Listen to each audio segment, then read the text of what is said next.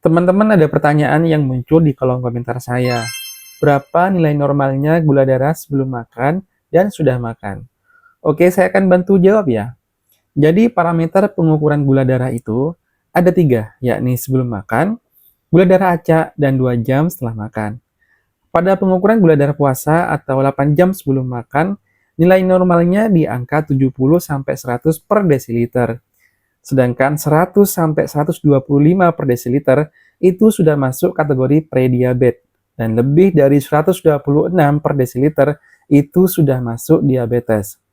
Pada pengukuran yang kedua, yakni 2 jam setelah makan, nilai normalnya harus di bawah 140 per desiliter. 140 sampai 199 per desiliter itu sudah masuk kategori prediabetes. Dan lebih dari 200 sudah masuk kategori diabetes. Nah, metode yang ketiga yakni adalah pengukuran gula darah acak. Nilai normalnya harus di bawah 200. Lebih dari 200 itu, teman-teman sudah dianggap mengidap diabetes. Tetapi ada satu metode pengukuran lagi, yakni dengan mengecek kadar HbA1c.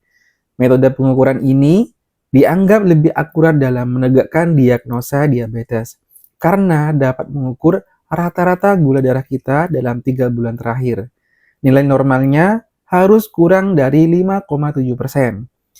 5,7 sampai 6,4% itu sudah masuk kategori prediabetes, dan di atas 6,5% sudah dianggap kategori diabetes. Namun, metode ini hanya bisa dilakukan di laboratorium ya. Nah, gimana? Teman-teman sudah mengecek kadar gula kalian nggak? Jika teman-teman sudah berusia lebih dari 30 tahun, suka makan nasi putih, mie instan, roti, gula, gemukan, dan jarang olahraga, sebaiknya teman-teman mengecek kadar gula darah kalian. Karena diabetes muncul bukan karena faktor keturunan saja, melainkan juga karena faktor gaya hidup yang tidak sehat.